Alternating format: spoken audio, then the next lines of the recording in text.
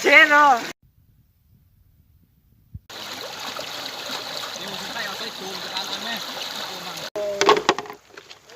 บอกไปแล้วแม่เมียกูพูดนี่ผู้ชายตัวเดียวออกเด้ส่งโป่งนะปูจับนี่ป่องครึ่งมาเนี่ยหลายอย่างนะมึงเนาะรถมาเลยสีปานามก็นักเดียวเลยล่างกินกันกินตื่นตัวน้ำมาจิ้มล่างปลายตื่นประคบตะโคนตายไปไม่สั่งลิ้นต้านกับวิดีโอเลยเอามูหน่อยมึงหน้าแม่งคนนึงก่อนอัดวิดีโอมาแล้วเนาะผมมาดูว่ามาทางทางครับผมยาวมาดูสนุกดีโอ้ยายโอ้เถอะเอ้ยมาได้2 อันนี่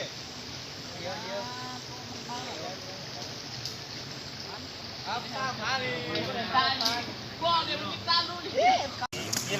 ใช้2 ตัวไหมใช้3 ตัวไหม2-3 ตัวกันเลย2 ตัวไหนเอาไว้พวกลายปลาเพิ่งมา10 เมตรมา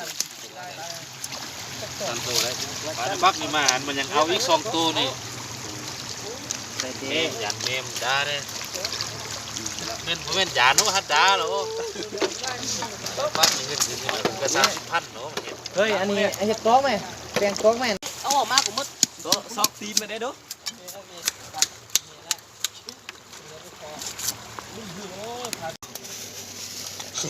แล้วไม่หิวเป็น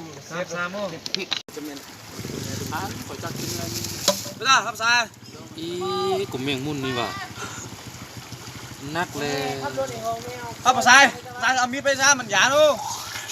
มีขาไปไม่มีดอกมดเนาะดอกก็ได้ดอกเหลืออันกว่ากันซุ่มหมดแล้วสนับสนุนโดยแจ้วแม่แดงแจ้วที่แซ่บคู่โคเฮือนโคเฮือน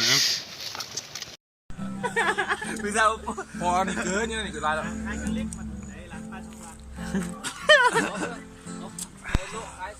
นี่ก็โลก็พูดอาสู้กันทางนี้ก็โลเอาหมดแก่เรื่องพูดอาสู้เอาเบียร์น้องกูได้ดูมึงจีรอเชื่อไทยผมไปดูเชื่อเบียร์กินเบียร์เลยเมื่อไรตัวไหนก่อนโอ้ยแม่กินมากินไฟกินมันเฮ้ย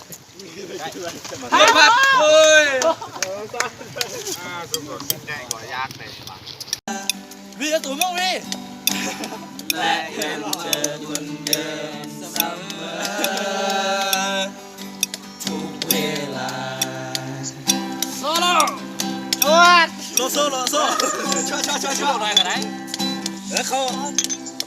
โซโล่เขาก่อนเด้อยกเลยก็เซ่กลับเพื่อนตัวเป็นอะไรกินจากไหนคุณ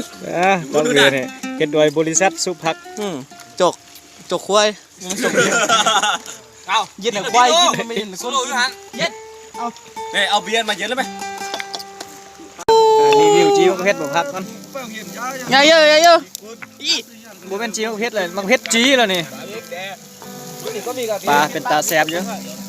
เบิ่งปลานะบิงกินโม่ความเก่งปลานะจุ่มเป็นมดเจาะเป็นมด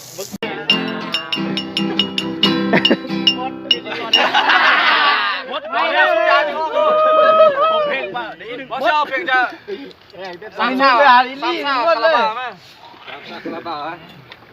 คาราบาวพี่บอยเดี๋ยวหูยูรถโซ่ไว้นะ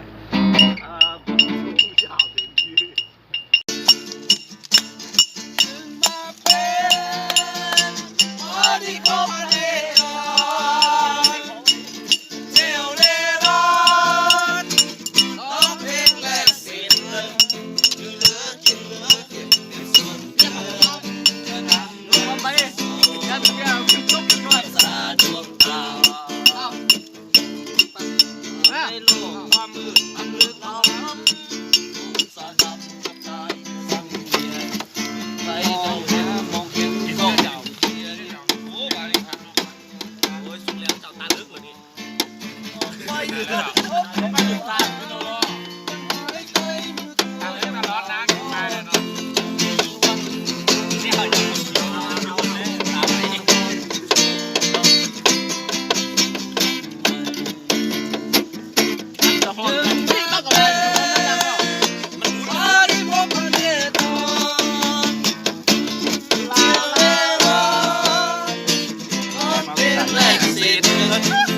เดือนกินเงินกินงานส่วนเกินจะนำเงินสะสมรักษาคนตา ไม่รถ แด แน่ กเบียร์ก่อน